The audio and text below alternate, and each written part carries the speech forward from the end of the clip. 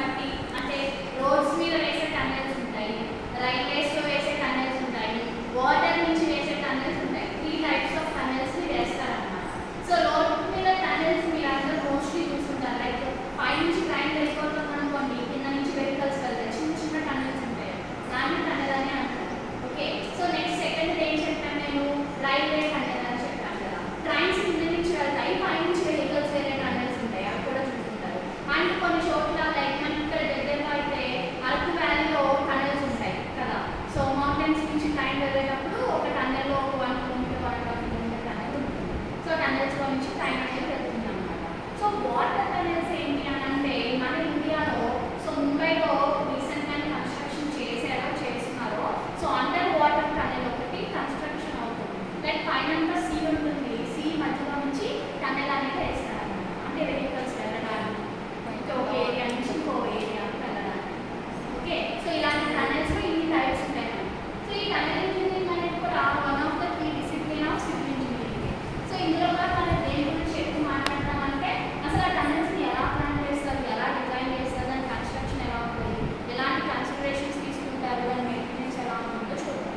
Okay, అందులో first వచ్చేసి మనకి planning and feasibility studies. So అసలు ఫస్ట్ ఒక టన్నెల్ కట్టాలి అని అనుకుంటున్నప్పుడు ఫస్ట్ ఏం చేయాలి, దాన్ని ప్లాన్ చేసుకోవాలి. సో ఆ ప్లాన్ ఎలా చేస్తారు, దానికి ఆ టన్నెల్ యొక్క నీడ్ ఎంత ఉంది, నేను కట్టాలనుకుంటున్నాను. ఓకే, సో బట్ అక్కడ దాని పర్పస్ ఏంటి, దాని నీడ్ ఏంటో ఫస్ట్ నేను ఐడెంటిఫై చేసుకోవాలి. సో నిజంగా అక్కడ ఉన్న పర్సన్స్ని వెళ్ళటానికో లేదా ట్రాఫిక్ కంట్రోల్కో అక్కడ టన్నెల్ అనేది నిజంగా అవసరమా కాదు, దాని నీడ్ అండ్ పర్పస్ని ఐడెంటిఫై చేసుకుంటాను. ఫర్ ఎగ్జాంపుల్ ఆ పర్పస్ అండ్ నీడ్ అనేది రోడ్, రైల్, వాటర్, ఆ యూటిలిటీ చేసుకునే అక్కడ ఉన్నటువంటి ఏ ప్లేస్ మీద అయినా డిపెండ్ అయి ఉంటుంది.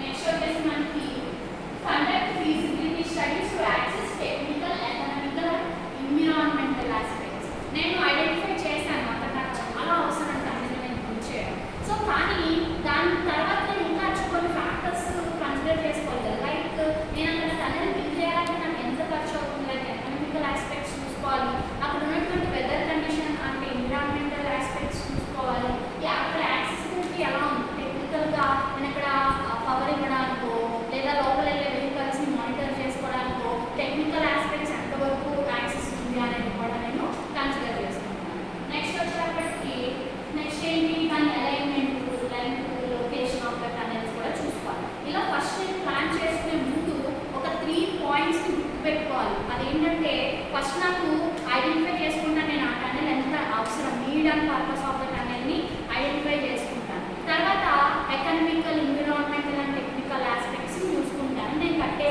ప్లేస్లో. అండ్ నేను ఎక్కడైతే కడుతున్నానో ఆ లొకేషను, దాని లెంత్ ఎంత వస్తుందో ఆ లెంత్, సో ఆ రిమైనింగ్ ఆస్పెక్ట్స్ని ఒకసారి కన్సిడర్ చేసుకుంటాను. ఓకే, నెక్స్ట్ ఏంటి, జియోటెక్నికల్ ఇన్వెస్టిగేషన్. జియోటెక్నికల్ ఇన్వెస్టిగేషన్ అంటే నేను ఎక్కడైతే ఆ టన్నెల్ బిల్డ్ చేస్తున్నానో దాని అక్కడ ఉన్నటువంటి సాయిల్ ఎలా ఉంటుంది, స్ట్రాంగ్గా ఉందా లేదా, మంచి సాయిల్ ఉందా లేదా, రాక్స్ ఏవైతే నేను యూజ్ చేస్తున్నానో ఆ రాక్స్ ఏ టైప్ ఆఫ్ రాక్స్, అవి ఎంతవరకు నాకు ఫీజిబిలిటీని ఇస్తాయి, లైఫ్ స్పాన్ ఎలా ఇస్తాయి.